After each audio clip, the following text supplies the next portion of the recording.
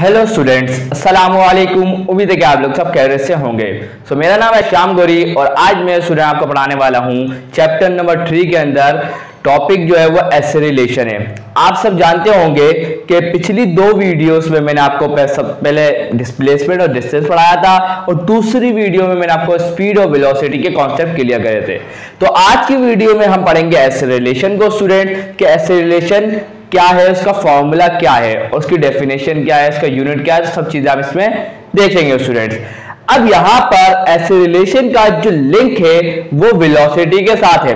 अगर आपका वेलोसिटी का कॉन्सेप्ट अगर क्लियर नहीं है तो आप पहले वो वीडियो देखिए, उसके बाद इस वीडियो को देखिएगा।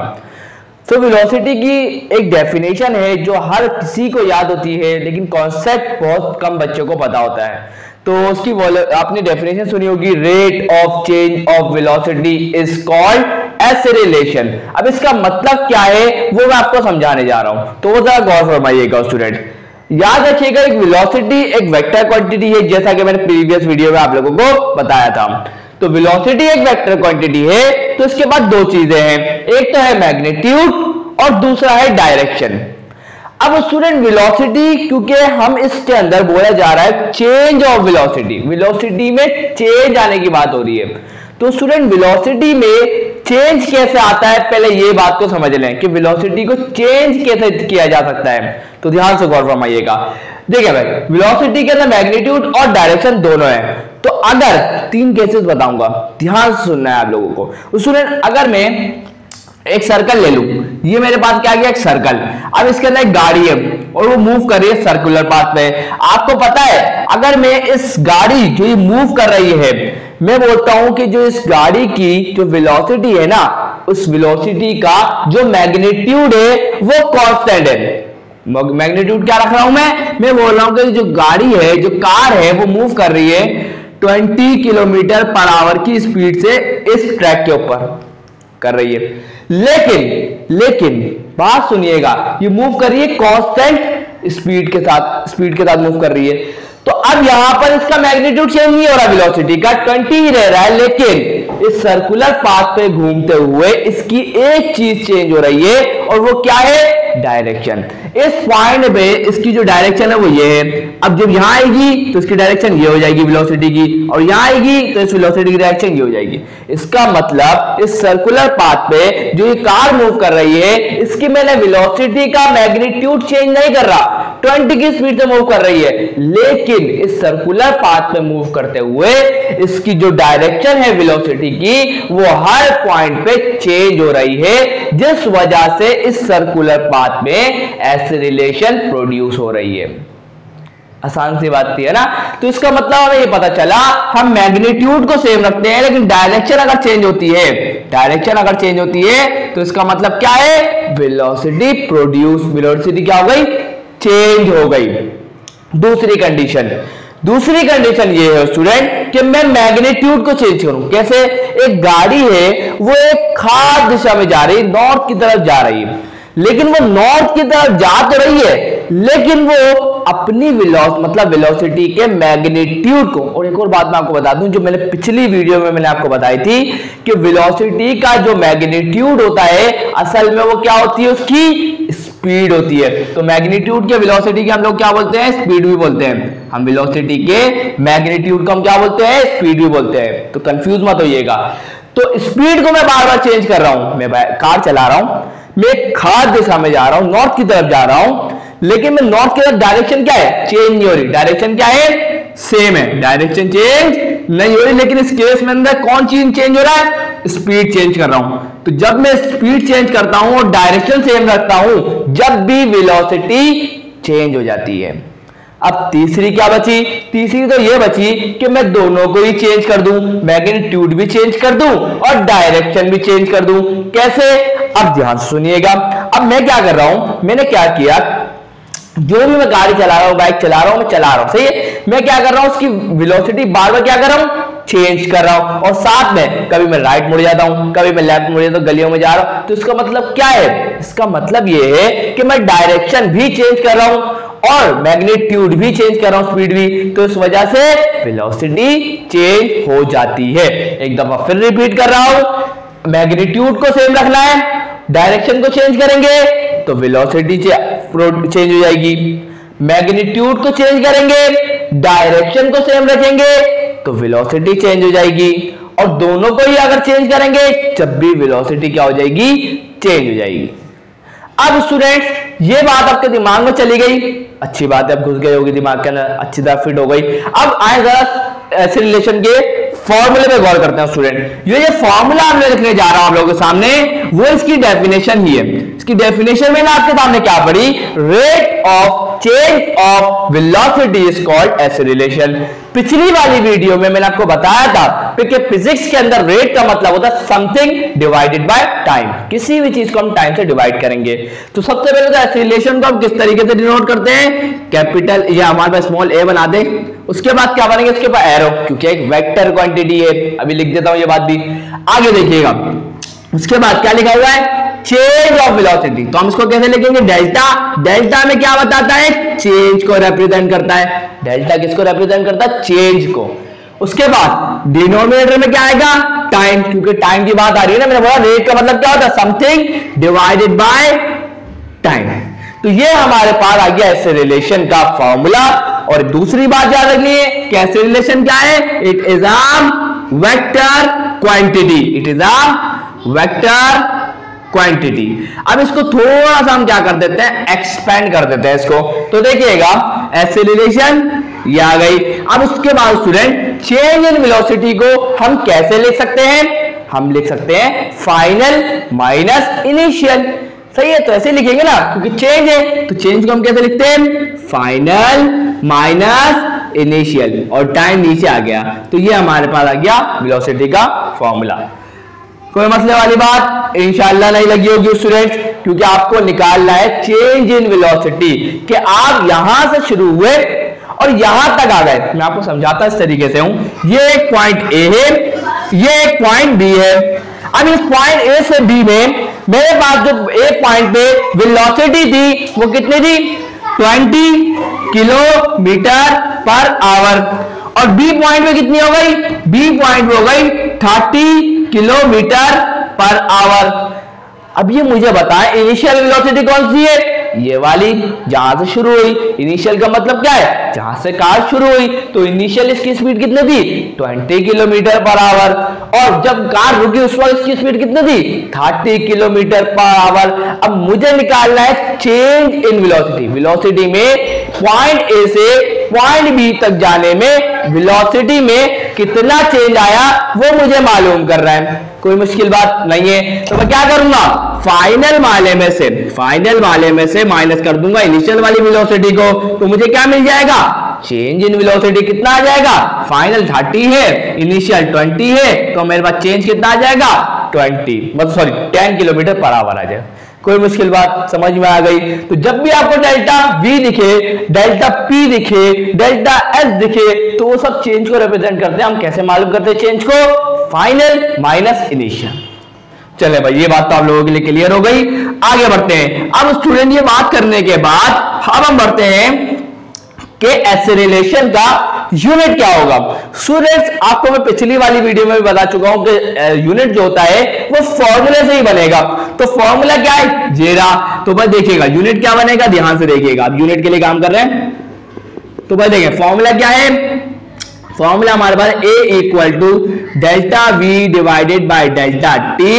उसके बाद यहां से गौर फरमाइएगा स्टूडेंट्स, इधर वेलोसिटी का आपको मैंने यूनिट बताया था, वो क्या था, मीटर पर सेकंड। तो ये आ गया हमारे पास ऐसे वेलोसिटी का यूनिट, और टाइम का यूनिट क्या होता है, सेकंड। तो इस सेकंड को इससे मल्टीप्लाई करवा देंगे तो ये क्या बन जाएगा, एक्सेलरेशन का यूनिट बन जाएगा मीटर पर सेकंड स्क्वायर, या तो आप इसको ऐसे भी लिख सकते हैं मीटर एस में, इस तरीके से भी ले सकते हैं, ये आपकी मर्जी है। तो ये हमारे पास क्या गया, एक्सेलरेशन का यूनिट क्या है, मीटर पर सेकंड स्क्वायर।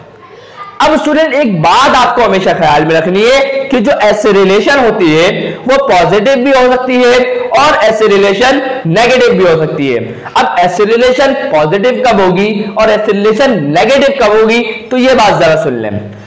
तो देखिएगा स्टूडेंट, यहां देखिए, अगर वेलोसिटी बढ़ रही होती है एसिलेशन अगर बढ़ रही होगी तो उनका जो चेंज निकालेंगे हम, चेंज वो क्या होगा, पॉजिटिव। आज सर मैं आपको इस बात से समझाता हूं। ये आ गया ए पॉइंट और ये आ गया बी पॉइंट। अब हुआ क्या स्टूडेंट, मैं पॉइंट ए पर मेरी वेलोसिटी थी 30, कितनी थी 30 किलोमीटर पर आवर, और जब मैं बी पॉइंट पे पहुंचा मेरी वेलोसिटी हो गई 20 किलोमीटर पर आवर। अब मुझे चेंज फाइंड आउट कर रहा है। अब मैंने चेंज फाइंड आउट किया, डेल्टा बी फाइंड आउट किया, तो फाइनल कौन सी है 20, इनिशियल कौन सी है 30, फाइनल में से माइनस कर देंगे इनिशियल को, तो क्या आ जाएगा माइनस का 10 किलोमीटर पर आवर। आप देखें एसिलेशन, अब मैं एसिलेशन का फॉर्मूला लगाऊंगा, क्या होता है माइनस का delta v divided by delta t, तो यहां पर डेल्टा v हमारे पास क्या है माइनस का 10 डिवाइड बाय डेल्टा t। तो आप देखें एसिलेशन हमारे पास क्या आएगी, टाइम तो कभी नेगेटिव नहीं होता ना, तो ये नेगेटिव नहीं होगा, तो ये जो नेगेटिव साइन इसके साथ आ गया तो एसिलेशन क्या बन गई, नेगेटिव एसिलेशन। तो याद रखिएगा एसिलेशन पॉजिटिव भी होगी और एसिलेशन नेगेटिव भी होगी। तो याद रखिएगा एक और बात कि एसिलेशन कब नेगेटिव और कब पॉजिटिव होगी, अगर वेलोसिटी बढ़ रही होगी, अगर ए पॉइंट से स्टार्ट हुई और बढ़ना शुरू हो गई, जैसे कि मैं जब गाड़ी स्टार्ट करी तो मेरी वेलोसिटी थी उस वक्त, स्पीड समझ लें 0 मीटर पर सेकेंड थी, गाड़ी स्टार्ट करी, भगाई, थोड़ी स्पीड बढ़ रही है, तो जब स्पीड बढ़ाते जा रहा हूं तो इसका मतलब क्या होगा, जो एसिलेशन होगी वो क्या होगी, पॉजिटिव। तो याद रखिएगा in case of increasing velocity the acceleration will be positive. तो यहां बात मैं लिख दूंगा, जगह बना के अभी लिख दूंगा। उसके बाद दूसरी बात कि नेगेटिव कब होगी, तो याद रखिएगा अगर मैं स्टार्ट हुआ 10 किलोमीटर से मैंने देखना शुरू किया, तो 10 किलोमीटर से मैं आ गया 5 किलोमीटर पर, तो याद रखिएगा मैंने क्या होगा, डिक्रीज हो गई, वेलोसिटी क्या हो गई, डिक्रीज हो गई। और अगर वेलोसिटी डिक्रीज हो रही होगी तो याद रखिएगा जो एसिलेशन आएगी वो क्या होगी, नेगेटिव एसिलेशन। और याद रखिएगा एक और बात कि नेगेटिव एसिलेशन का एक नाम होता है, उसको हम बोलते हैं रिटार्डेशन। सो स्टूडेंट जो मैंने आपसे अभी बातें करी वो सारी मैंने बातें यहां लिख दी, तो देख लीजिएगा। ये तो मैंने बात बता दी सही है। तो यहां पर मैंने आपको एक बात बताई थी कि नेगेटिव एसिलेशन को हम क्या बोलते हैं, रिटार्डेशन, या आप उसको बोलेंगे डेसिलेशन। दोनों ही नाम है, बहुत इंपॉर्टेंट है एमसीक्यूज के पॉइंट ऑफ व्यू से, तो याद रखिएगा नाम को। आगे बढ़ते हैं। अब देखिए स्टूडेंट मैंने अभी आपको थोड़ी देर पहले क्या बोला कि एसिलेशन एक वेक्टर क्वांटिटी है, इसकी मैग्नीट्यूड भी होगा और इसकी डायरेक्शन भी होगी। मैग्नीट्यूड क्या होता है, एक फॉर्मूला जिससे हम मैग्नीट्यूड को कैलकुलेट कर सके, वो तो हमारे पास आ चुका है। अब बात रह गई डायरेक्शन की। अब डायरेक्शन क्या होगी तो वो जरा समझ लें। अगर स्टूडेंट कोई भी ऑब्जेक्ट है, जैसे कि ये है, इसकी वेलोसिटी की डायरेक्शन ये ऑब्जेक्ट इस तरफ जा रहा है, तो उसकी वेलोसिटी बढ़ रही है, क्या हो रही है, अगर इसकी वेलोसिटी बढ़ रही है तो स्टूडेंट्स याद रखिएगा एसिलेशन इसी की डायरेक्शन में होगी। एसिलेशन क्या होगी, इसी की डायरेक्शन में होगी अगर क्या हो, वेलोसिटी बढ़ रही हो। तो मैंने क्या लिखा है, in case of increasing velocity the direction of acceleration will be in the direction of velocity. क्या बोल रहा है कि अगर वेलोसिटी किसी भी ऑब्जेक्ट की बढ़ रही होती है तो जिस डायरेक्शन में वेलोसिटी होती है उसी डायरेक्शन में एसिलेशन भी होगी। देख लें। अब अगर किसी ऑब्जेक्ट की डायरेक्शन वही है, वेलोसिटी की डायरेक्शन वही है, लेकिन क्या है, इस बार ऑब्जेक्ट जो वेलोसिटी है ना वो डिक्रीज कर रही है। ऑब्जेक्ट की जो वेलोसिटी है वो डिक्रीज हो रही है, और जो ऑब्जेक्ट की वेलोसिटी अगर डिक्रीज हो रही हो उस केस के अंदर एसिलेशन क्या होगी, बिल्कुल अपोजिट होगी वेलोसिटी की डायरेक्शन के। तो एसिलेशन क्या हो जाएगी, बिल्कुल अपोजिट हो जाएगी वेलोसिटी की डायरेक्शन के मुताबिक। तो मैंने लिखा in case of decreasing velocity the direction of acceleration will be opposite to the velocity. So student ये तो हो गई डायरेक्शन की बात, यहां जाके टॉपिक कंप्लीट होता है। लेकिन मैं आपको यूनिफॉर्म एसिलेशन के बारे में, वेरिएबल एसिलेशन के बारे में और इंस्टैंटेनियस एसिलेशन के बारे में थोड़ी बहुत इंफॉर्मेशन देना चाहता हूं। उसके बाद हम कुछ एमसीक्यूज को देखेंगे एसिलेशन पे, 4 एमसीक्यूज को, उसके बाद इस वीडियो को एंड कर दूंगा मैं। सो अब स्टूडेंट समझ लेते हैं कि यूनिफॉर्म एसिलेशन क्या है, वेरिएबल एसिलेशन क्या है और इंस्टैंटेनियस एसिलेशन क्या है। उसके बाद एक मेन पॉइंटर बताऊंगा, उसके बाद एमसीक्यूज करेंगे 4, उसके बाद इस वीडियो को एंड करेंगे जैसे कि मैंने आपको बताया। तो यूनिफॉर्म मैंने आपको बताया था पिछली वीडियो में यूनिफॉर्म वेलोसिटी। तो यूनिफॉर्म वेलोसिटी का मतलब ये होता है कि वेलोसिटी चेंज ना हो। अगर गाड़ी ए पॉइंट से शुरू हुई और बी पॉइंट पे जाके रुकी तो उसने पूरे रास्ते में अपनी वेलोसिटी को चेंज ही नहीं किया। तो जब चेंज नहीं करेगी तो इसका मतलब क्या होगा, उसकी वेलोसिटी कांस्टेंट हो जाएगी, यूनिफॉर्म हो जाएगी। तो यही बात है यूनिफॉर्म एक्सेलरेशन का मतलब भी क्या है कि एक्सेलरेशन चेंज ही ना हो, कि गाड़ी है, ये गाड़ी यहां से शुरू हुई यहां पर आके रुकी, इसने पूरा रास्ते स्ट्रेट में, बिल्कुल स्ट्रेट, डायरेक्शन चेंज नहीं हो रही है ना, तो स्ट्रेट जा रही है। इस पूरे रास्ते में इसकी जो एक्सेलरेशन रही वो क्या रही, 3 मीटर पर सेकेंड स्क्वायर। एक्सेलरेशन चेंज नहीं हुई, कभी 4 हो कभी ऐसा नहीं, 3 रही पूरे रास्ते में। क्या रही एक्सेलरेशन इसकी, 3 मीटर पर सेकेंड स्क्वायर। तो मैं बोलूंगा ये जो एक्सेलरेशन है ना, ये क्या है, यूनिफॉर्म एक्सेलरेशन है, क्योंकि ये चेंज नहीं हुई। और अगर एक एग्जांपल अगर आप देखें तो आपको पता है कि जब भी कोई बॉडी फ्री फॉल मोशन में होती है, मतलब उसको हम ऊपर साइड से छोड़ते हैं, तो वो जो उसके पास, बॉडी के पास उस वक्त जो एक्सेलरेशन होती है वो होती है ड्यू टू ग्रेविटी, और उसकी एक खास वैल्यू होती है 9.8 मीटर पर सेकेंड स्क्वायर। तो एक्सेलरेशन किसकी वजह से होती है, ड्यू टू ग्रेविटी, और वो एक कांस्टेंट एक्सेलरेशन होती है क्योंकि उसकी वैल्यू भी चेंज नहीं होती, 9.8 मीटर पर सेकेंड स्क्वायर ही रहती है। तो वो भी एक कांस्टेंट एक्सेलरेशन, या आप बोल सकते हैं उसको यूनिफॉर्म एक्सेलरेशन होगी। चलिए भाई इसको समझते हैं, क्यों 3 मीटर पर सेकेंड स्क्वायर हो रही है, तो इसकी डेफिनेशन क्या है, पहले इसको रीड कर लेता हूं आप लोगों के लिए, फिर इसके जरिए आपको अच्छे तरीके से क्लियर भी कर दूंगा।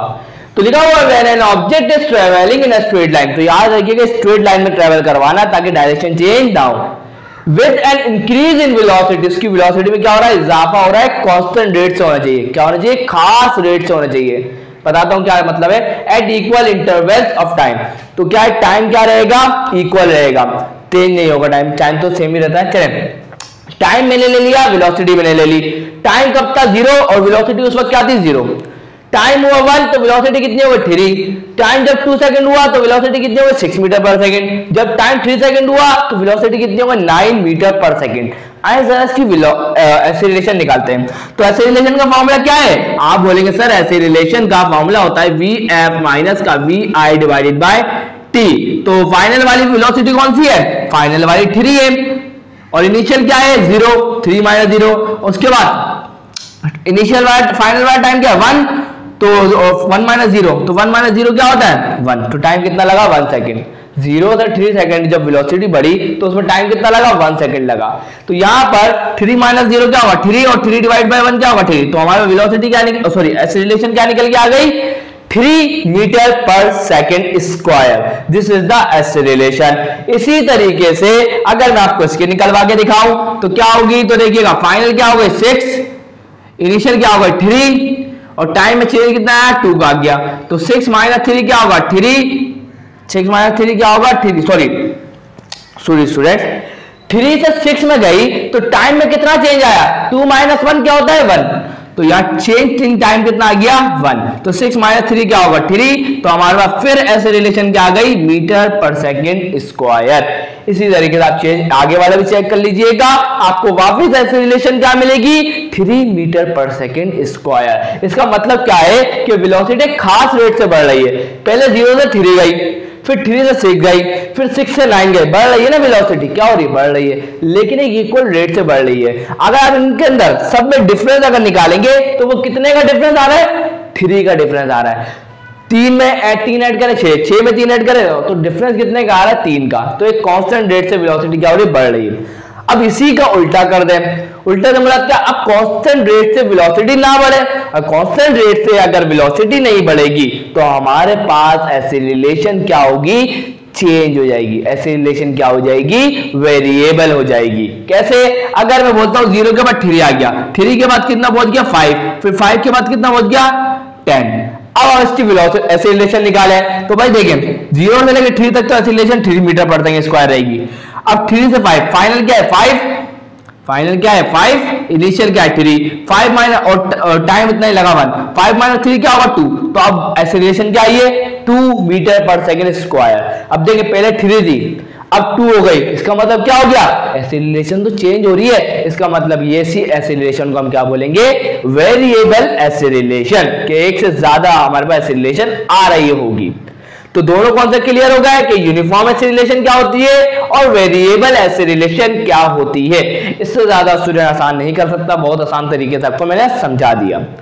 अब बात करते हैं इंस्टेंटेनियस। आपको पता है इंस्टेंटेनियस वेलोसिटी आपको पढ़ा चुका हूं कि हम किसी एक खास इंस्टेंट, खास लम्हे के लिए, खास पॉइंट पर अगर हमें एसिलेशन या वेलोसिटी निकालनी हो तो उस वेलोसिटी या एसिलेशन को जो हम कैलकुलेट करेंगे वो कहलाएगी, अगर हम एसिलेशन कैलकुलेट करेंगे तो वो कहलाएगी इंस्टेंटेनियस एसिलेशन, और उस खास पॉइंट पर अगर हम वेलोसिटी कैलकुलेट करेंगे तो वो कहलाएगी इंस्टेंटेनियस वेलोसिटी, जैसा कि मैंने आपको बताया था। तो वही वाली बात है, the acceleration of a body measured for a very small interval of time. मैंने उस वक्त भी बताया था कि टाइम लगभग क्या हो, 0 के बराबर होने वाला हो, लेकिन 0 ना, उस टाइम के लिए, उस वक्त के लिए हम जो एक्सेलरेशन मालूम करेंगे वो कहलाएगी इंस्टेंटेनियस एक्सेलरेशन। उसका फॉर्मूला क्या होगा तो वो देख लें। हम ए बनाएंगे, इसके आगे लिखेंगे INS, उसके बाद लिखेंगे limit delta T tends to 0, और हमारे पास क्या आ जाएगा, delta V over delta T. तो ये हमारे पास क्या आ जाएगा, इंस्टेंटेनियस एक्सेलरेशन का फॉर्मूला। बताया कोई मुश्किल बात नहीं है ना। तो अब स्टूडेंट जैसा कि आपको बताया, एक इंपॉर्टेंट पॉइंट आपको बता दूं, तो याद रखिएगा एक्सेलरेशन कब 0 होगी, ये एमसीक्यू से पूछ लेते हैं। तो याद रखिएगा अगर कोई भी बॉडी अगर कांस्टेंट या यूनिफॉर्म वेलोसिटी के साथ मूव करती है तो याद रखिएगा उस बॉडी में एक्सेलरेशन 0 होगी। अब सर कैसे, कोई एग्जांपल के जरिए बताएं, तो स्टूडेंट बिल्कुल बताऊंगा। ये कार बनी हुई है, अच्छी बात है, मैं सीधे समझा देता हूं। तो देखिएगा ये कार स्टार्ट हुई इस पॉइंट से, ए से, और आके यहां पर आ गई ये कार बी पर। अभी इस ए से बी में इसने अपनी वेलोसिटी को चेंज नहीं किया, इसकी यूनिफॉर्म वेलोसिटी कितनी आ गई, इनिशियल और फाइनल। इनिशियल पॉइंट पे इसकी वेलोसिटी कितनी थी, 3 मीटर पर सेकेंड स्क्वायर, सॉरी 3 मीटर पर सेकेंड, और बी पॉइंट पे पहुंचे तो जब भी इसकी वेलोसिटी कितनी थी, 3 मीटर पर सेकेंड। इनिशियल जब भी 3 मीटर पर सेकेंड थी, और जब फाइनल रहेगा जब भी कितनी थी, 3 मीटर पर सेकेंड। इसका मतलब पूरे रास्ते में इसकी वेलोसिटी चेंज नहीं हुई, यूनिफॉर्म वेलोसिटी हो गई। अब इसकी जरा हम क्या निकालते हैं, हम निकालते हैं एक्सेलरेशन। एक्सेलरेशन का फॉर्मूला क्या था स्टूडेंट, कि VF माइनस का VI divided by T2 minus का T1। अब सपोज कर लेंगे इसको टाइम कितना लगा, टाइम निकालने की जरूरत ही नहीं पड़ेगी, आया दिखाता हूं। देखो फाइनल वाली वेलोसिटी कितनी है, 3, ये आ गया 3। इनिशियल वाली वेलोसिटी कितनी है, 3, ये आ गया 3, और नीचे क्या है, डेल्टा टी। 3 माइनस 3 क्या होगा, प्लस का 3 है, और माइनस का 3 क्या होगा, 0, और 0 divided by anything will be 0। तो यहां पर एक्सेलरेशन क्या निकल के आ गई, एक्सेलरेशन आ गई 0। तो इससे क्या हमें मिलता है कि अगर कोई भी ऑब्जेक्ट यूनिफॉर्म या कांस्टेंट वेलोसिटी के साथ मूव करता है तो उसकी एक्सेलरेशन 0 होती है। अब बढ़ते हैं स्टूडेंट, ये सब चीजें बातें हो गई, सारे इंशाल्लाह कॉन्सेप्ट क्लियर हो गए होंगे। अब बढ़ते हैं कुछ एमसीक्यूज की तरफ, ताकि पता तो चले कि आप लोगों को समझ में आया भी है कि नहीं। तो टेस्ट कर लेते हैं with the help of MCQs. So यहाँ स्टूडेंट्स आप लोगों के सामने 4 एमसीक्यूज आ गए हैं, तो आए 1 बाय 1 पढ़ते हैं। पहले एमसीक्यूज में लिखा हुआ है, if a body is thrown in vertically upward direction, then which of the following physical quantity remains constant? Acceleration, velocity, speed या मोमेंटम। अब मेरी बात को ध्यान से सुनिएगा, वो बोल रहा है कि एक ऑब्जेक्ट है, समझ ले मेरे हाथ में बॉल है। अब मैंने उस बॉल को वर्टिकली अपवर्ड थ्रोन कर दिया ऊपर की तरफ। आपको पता है कि ये ऑब्जेक्ट को जब मैं थ्रोन करूंगा तो एक हाईएस्ट पॉइंट पे जाके थोड़ी देर के लिए जो बॉल होगी वो रुकेगी। जब ये बॉल रुकेगी इसकी वेलोसिटी क्या हो जाएगी, 0। क्या हो जाएगा, और एक और बात, जब मैं इसको ऊपर फेंकूंगा, जब मैं इसको बॉल को ऊपर फेंकूंगा तो इसकी वेलोसिटी क्या हो रही होगी, इंक्रीज हो रही होगी। क्या हो रही होगी, इंक्रीज। तो इंक्रीज का मतलब क्या, वेलोसिटी बार बार चेंज हो रही है और एक पॉइंट पे जाके 0 हो रही है। इसका मतलब ये हुआ कि वेलोसिटी तो नहीं हो सकता। और आपको पता है मोमेंटम का फॉर्मूला में क्या होता है, P = m × v। अब मोमेंटम के फॉर्मूले में वेलोसिटी आ रही है, और वेलोसिटी अगर चेंज होगी तो मोमेंटम भी क्या होगा, चेंज होगा, इसका मतलब मोमेंटम भी नहीं हो सकता। स्पीड की बात करें तो आपको पता है ऊपर जाते हुए वेलोसिटी का जो मैग्नीट्यूड है वो चेंज हो रहा है, तो मैग्नीट्यूड तो वेलोसिटी का क्या होता है, स्पीड ही तो होता है, इसका मतलब स्पीड भी नहीं होगा। इसका मतलब क्या होगा, एक्सेलरेशन कांस्टेंट होगी क्योंकि ड्यू टू ग्रेविटी होगी। आपको बताया था मैंने कि कोई भी ऑब्जेक्ट अपवर्ड जाए या डाउनवर्ड जाए उसके ऊपर ग्रेविटी एक्ट करती है और वो ग्रेविटेशनल एक्सेलरेशन क्या होती है 9.8 मीटर पर सेकंड स्क्वायर जो कांस्टेंट होती है। आगे बढ़ते हैं। When an object is moving with a constant velocity, then its acceleration will be। ये MCQs में आपको थोड़ी देर पहले ही समझा चुका हूं। वो बोल रहा है कि अगर कोई ऑब्जेक्ट है वो कांस्टेंट वेलोसिटी के साथ मूव कर रहा है तो उसकी एक्सेलरेशन क्या होगी, अभी बताया था 0 होगी। तो इसका मतलब option number A is correct. आगे बढ़ते हैं। बोल रहा है the particular instant the acceleration is called. बोल रहा है खास इंस्टेंट पर, एक खास लम्हे पर जो एक्सेलरेशन होती है उस एक्सेलरेशन को हम क्या बोलते हैं, इंस्टेंटेनियस एक्सेलरेशन बोलते हैं। यहां लिख देता हूं मैं, क्या बोलते हैं, इंस्टेंटेनियस एक्सेलरेशन बोलते हैं, इंस्टेंटेनियस एक्सेलरेशन बोलते हैं। सही है, आगे बढ़ते हैं। बोल रहा है कि when the direction of velocity, ध्यान से सुनिएगा इस एमसीक्यू को, when the direction of velocity is changing while the magnitude is constant then the acceleration will be। तो बोल रहा है एक्सेलरेशन क्या होगी, तो याद रखिएगा परपेंडिकुलर होगी। अब आपके दिमाग में ख्याल आना शुरू होगा सर क्या बात कर रहे हैं, कैसे होगी, तो वो ध्यान सुनिए।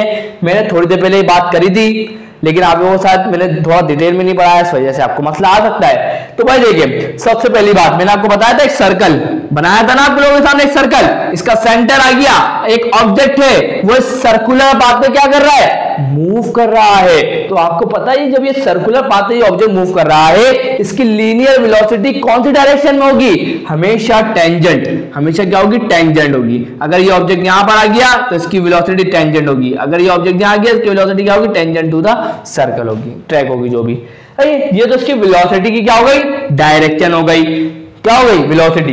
अब आपको पता है मैंने एक और बात आपको थोड़ी देर पहले क्या बोली थी कि जब ये ऑब्जेक्ट है जो सर्कुलर पाथ में मूव कर रहा है इसके हम वेलोसिटी को क्या कर देंगे, मैग्नीट्यूड को कांस्टेंट कर देते हैं, लेकिन इसकी डायरेक्शन सर्कुलर पाथ में मूव कर रहा है इस वजह से इसकी डायरेक्शन क्या हो रही है, कंटिन्यूअसली चेंज हो रही है। ये तो बात कर रहा है कि डायरेक्शन क्या हो रही है, चेंज हो रही है, लेकिन मैग्नीट्यूड जो है वो सेम है, कांस्टेंट है, मैग्नीट्यूड चेंज नहीं हो रहा। तो वो इस वाले केस की बात कर रहा है और इस वाले केस में हमें बताना है कि वेलोसिटी और एक्सेलरेशन क्या है, परपेंडिकुलर है, सेम है, एंटी पैरेलल है या इसमें तो कोई भी नहीं है। तो चेक कर ले, आपको पता है जो ऑब्जेक्ट है इसके ऊपर एक सेंट्रीपिटल एक्सेलरेशन है जिसकी डायरेक्शन क्या होती है, हमेशा toward the centre of the circle, toward the centre of the circle, toward the centre of the circle. याद है ना, बिल्कुल याद होगा। तो अब इन दोनों के दरमियान में एंगल देख लें, वेलोसिटी और एक्सेलरेशन के दरमियान में एंगल क्या बन रहा है, एंगल बन रहा है 90 डिग्री। क्या बन रहा है, 90 डिग्री।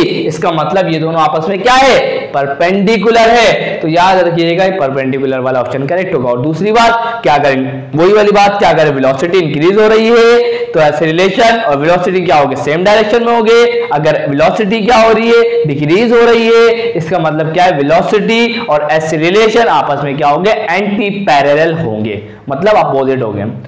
तो याद रखिए स्टूडेंट्स, आज का लेक्चर होता है कंप्लीट। अगर वीडियो अच्छी लगी तो लाइक जरूर करिएगा, चैनल को सब्सक्राइब करके बेल आइकन प्रेस करके ऑल पे जरूर क्लिक करिएगा। तो मिलते हैं नेक्स्ट वीडियो में, तब तक के लिए अल्लाह हाफिज।